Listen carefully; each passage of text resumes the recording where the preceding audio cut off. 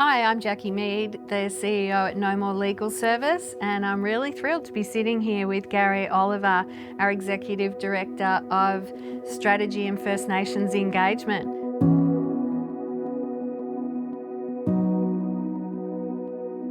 Gary, we've been doing some really interesting and exciting work in prisons as a result of the amendments that were made to legislation last year. Do you want to tell me what's been going on? Well, the amendments provide for prisoners now to make application under the NRS for what has happened to certain prisoners during their childhood. So there's a great opportunity. They've got 2 years to make application. So we've got to be clear on that. The NRS goes for another 2 years. We've done some great work across the country at the moment, and there's still some more work to do. There's some states that we still need to build those relationships with the custodial services and do the work and remind them that the majority of the prisoners in some of this case are First Nations prisoners. So we need to be able to access them, provide services, but within a model that supports not only the prisons, but supports the prisoners. So when we're there, we don't leave an open wound of trauma, but there is a support mechanism when we exit as well. The work that the amendments has allowed for allows prisoners to apply for the NRS for the next 2 years. So there's a 2-year window that prisoners can make an application to the NRS.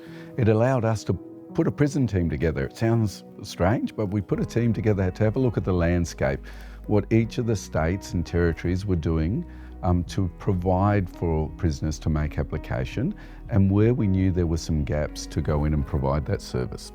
That service looks not just like a legal appointment, because we do have social workers, we do have financial counsellors, and we've got Aboriginal engagement workers that will work with mob that are on the inside to ensure that their application is right and can come through to the NRS process. And so, Gary, what is it that we really need the states to do now? Yeah, isn't it amazing that all these years after federation, so much is different in each of the states. So we've got different levels of services in custodial facilities as well, and we've got private jails as well as state-run jails. So it's about how we can get in there, form that relationship and form the levels of trust. We've had some really good wins so far in South Australia in particular, so it's been a good opportunity that we could deliver a pilot project, and that pilot project at the Adelaide Women's Prison allowed our staff to go in and provide a level of services, but we provided the information first and then we go in and provide the service. And Gary, tell me about the pilots so far. What have they shown? In the prisons project at the moment, the numbers are going to sound low because it's at the beginning, but we've got 347 new clients that have come through the prisons project to Knowmore.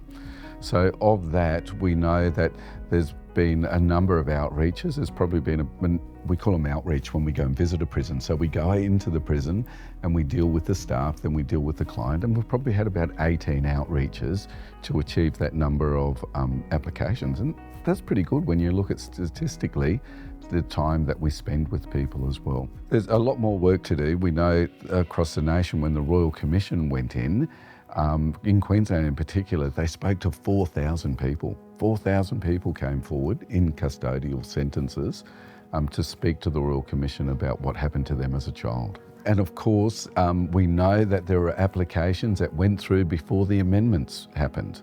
So those applications that went through before the amendments now need to come out. They need to come out from the Department of Social Services, and they will come out to groups like us at Knowmore.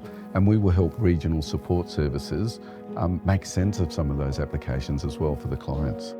Thanks, Gary.